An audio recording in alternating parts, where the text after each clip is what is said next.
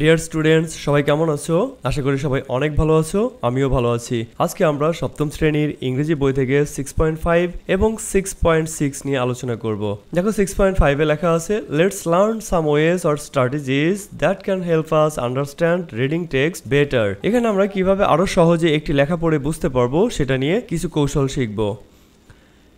এক নম্বরে খেয়াল করে দেখো, লেখা আছে রিড অ্যান্ড রিরিড কেয়ারফুলি। কোনো একটা লেখা বার করে পড়তে হবে যদি তুমি বুঝতে না পারো। The first thing that you can do is to read and reread a written text again and again to understand it better. কোন একটা টেক্সট তুমি যদি না বোঝো তাহলে বোঝার জন্য সেটাকে বারবার একের অধিকবার যতক্ষণ না বোঝো ততক্ষণ ভালোভাবে পড়তে হবে। 2 নম্বর দেখো, check your knowledge about the topic. এই টপিকের উপর তোমার কতটুকু জ্ঞান আছে সেটা যাচাই করতে হবে। Before reading a text think how much you know about the topic. এই টেক্সটটা যখন তুমি পড়া শুরু করবে তার আগে তুমি একটু ভেবে দেখো তুমি এই বিষয় সম্পর্কে কতটুকু জানো। When you are reading, think about what you want to know about the topic. যখন তুমি এটা পড়বে তখন তুমি চিন্তা করে দেখো তুমি এই বিষয়ে কি জানতে চাও, কি শিখতে চাও। After reading, think about what you have learned about the topic. এবং পড়া শেষ হয়ে গেলে নিজেকে তুমি প্রশ্ন করো তুমি এই টপিকটা সম্পর্কে আরো কি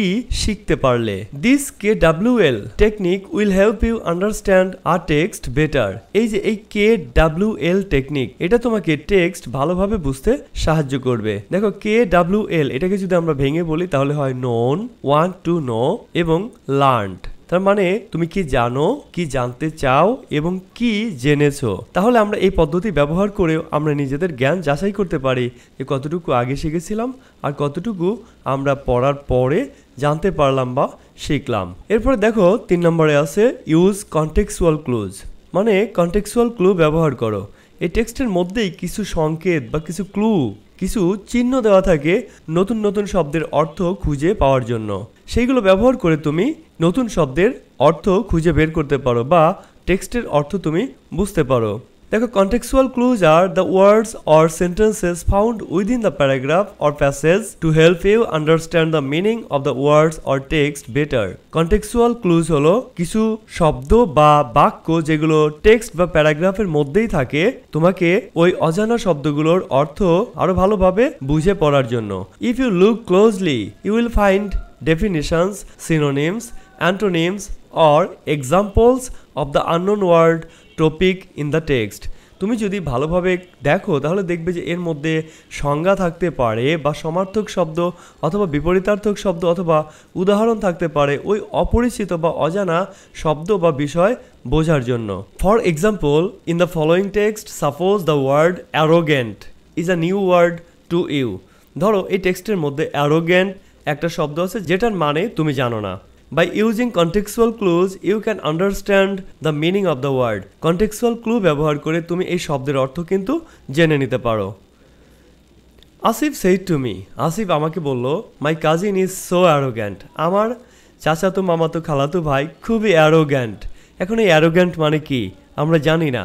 দেখি আমরা আরো কি লেখা আছে সেটা দেখে বুঝতে পারি কিনা। He always thinks he is more important than any of his cousins. সে সবসময় ভাবে সে তার অন্যান্য চাচাতো ফুফাতো খালাতো ভাই বোনদের চেয়ে বেশি ইম্পর্ট্যান্ট, বেশি গুরুত্বপূর্ণ। তাহলে দেখো এখন আমরা এই পরের লাইনটা যদি বিবেচনা করি তাহলে কিন্তু আমরা অ্যারোগেন্টের মোটামুটি অর্থ বুঝতে পারি। Now can you guess the meaning of the word arrogant using contextual clues? এখন কি তুমি এই কন্টেক্সচুয়াল ক্লু ব্যবহার করে তুমি কি অ্যারোগ্যান্ট শব্দটার অর্থ বুঝতে পারো? Your answer may be arrogant is a bad or negative quality. দেখো পুরোপুরি না বুঝতে পারলে এতটুকু কিন্তু বুঝতে পারো যে অ্যারোগ্যান্ট এটা একটা খারাপ বা নেগেটিভ কোয়ালিটি হতে পারে। As Asif's cousin always thinks himself better than other cousins. যেহেতু আসিফের কাজিন সে তার অন্যান্য কাজিনদের চেয়ে নিজেকে কি মনে করে, খুবই বেশি ভালো মনে করে। তাহলে আমরা এটা থেকে বুঝতে পারি যে এই শব্দটা অ্যারোগ্যান্ট এটার মানে খারাপ বা নেগেটিভ কোনো কোয়ালিটি বুঝাতে পারে। Or you can say arrogant means someone who thinks of himself more important than others. অথবা তুমি বুঝতে পারো যে অ্যারোগ্যান্ট মানে হলো এমন কোনো ব্যক্তি যে নিজেকে অন্যদের চেয়ে বেশি গুরুত্বপূর্ণ মনে করে। So, using contextual clues is a very effective technique to understand a text. তাই contextual clue এটা খুব ভালো, খুব ইফেক্টিভ, কার্যকর একটা টেকনিক টেক্সট ভালোভাবে বুঝে পড়ার জন্য। Again, there are two types of reading techniques, skimming and scanning. তাছাড়াও আরও দুই ধরনের রিডিং টেকনিক রয়েছে, এগুলো হলো স্কিমিং এবং স্ক্যানিং। স্কিমিং এবং স্ক্যানিং আরও দুটো টেকনিক আছে টেক্সট ভালোভাবে বুঝে পড়ার জন্য, সেগুলো কি জেনে নেই একটু। Skimming is reading something quickly to get general idea about the topic. Skimming হলো কোনো একটা টেক্সট খুবই দ্রুত পড়া কোনো একটা বিষয়ের সম্পর্কে মোটামুটি একটা ধারণা নেওয়ার জন্য। On the other hand scanning is to get specific details. অন্যদিকে স্ক্যানিং হলো কোনো একটা নির্দিষ্ট ইনফরমেশান খুঁজে বের করা, মানে তুমি গভীরভাবে পড়ে কোনো একটা অর্থ খুঁজে বের করা। For example, when you read a newspaper, you just read the headlines of the newspaper to get an idea. ধরো তুমি যখন সংবাদপত্র পড়ো তখন সংবাদপত্রের হেডলাইনগুলো পড়ো। কেন হেডলাইনগুলো পড়ো? কারণ আমরা দেখতে চাই যে কোন খবরটা আমি পড়বো, সেটা মোটামুটি একটা চোখ বুলিয়ে নেই যেন আমরা বুঝতে পারি। দ্যাট ইজ স্কিমিং, এটা হলো skimming. But sometimes you find one or two news items interesting and you read those in detail, which is scanning. এরপরে তুমি একটা বা দুইটা খবর তোমরা পাও খুবই ইন্টারেস্টিং, যেটা তুমি মনোযোগ দিয়ে একদম ডিটেইলস মানে বিস্তারিতভাবে জানার জন্য পড়ো, এটা হলো স্ক্যানিং। তাহলে তোমরা বুঝতে পারলে যে স্কিমিং কি এবং স্ক্যানিং কি। তাহলে স্কিমিং এবং স্ক্যানিং এটা টেক্সট বুঝে পড়ার জন্য একটা গুরুত্বপূর্ণ উপায় বা কার্যকর পদ্ধতি হতে পারে।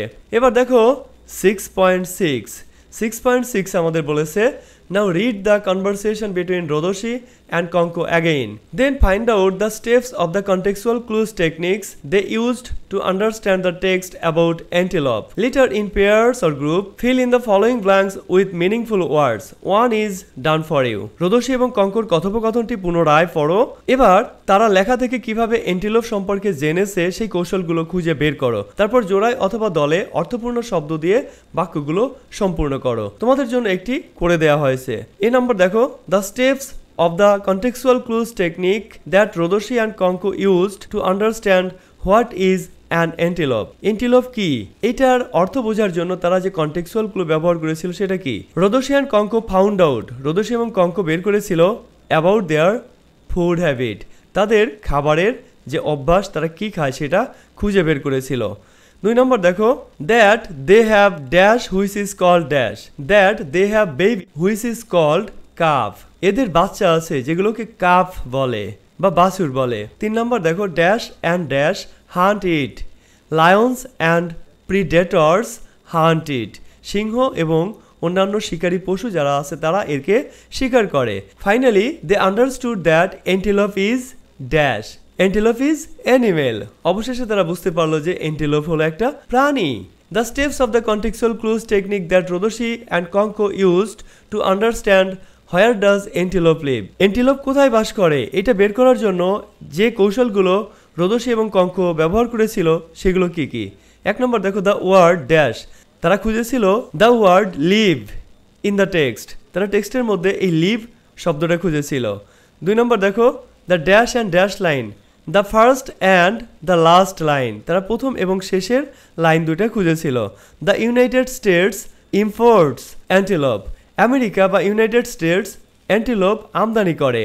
দেখো finally they decided that it lives in Africa and Eurasia, এবং সবশেষে তারা সিদ্ধান্ত নিয়েছিল যে এই অ্যান্টিলোপ এরা বাস করে আফ্রিকা এবং ইউরেশিয়াতে। 3 নম্বর দেখো, the steps of the contextual clues technique that Rodoshi and Konko used to understand why is this paragraph written, এই প্যারাগ্রাফটা কেন লেখা হয়েছে এটা বোঝার জন্য রোদোশি এবং কঙ্কো তারা যে কন্টেক্সুয়াল ক্লু ব্যবহার করেছিল সেগুলো কি। 1 নম্বর দেখো, পিকচার্স অর হেডলাইন্স, তারা বের করেছিল পিকচার এবং হেডলাইন। তারা খুঁজেছিল পিকচার এবং হেডলাইন, যে যদি কোনো পিকচার অথবা হেডলাইন থাকে তাহলে তাদের পক্ষে এই উদ্দেশ্য খুঁজে বের করা সহজ হবে। তারা আরও খুঁজেছিল, দেখো, the antelopes are in danger, antelope প্রজাতির যে সকল প্রাণী আছে এগুলো বিপদ আপন্ন আছে, মানে এগুলো বিপদের মধ্যে আছে। দেখো finally they understood that the paragraph is written to create awareness about antelope. অবশেষে তারা সিদ্ধান্ত নিল যে এই প্যারাগ্রাফটা আসলে লেখা হয়েছে অ্যান্টিলোপ সম্পর্কে সচেতনতা তৈরির জন্য। তাহলে ডিয়ার স্টুডেন্টস, আমরা আজকের আলোচনা এ পর্যন্তই শেষ করব। আমরা পরের ক্লাসে 6.7 এবং 6.8 নিয়ে আলোচনা করব। সে পর্যন্ত তোমরা সবাই ভালো থেকো, তোমাদের জন্য অনেক অনেক শুভকামনা রইল।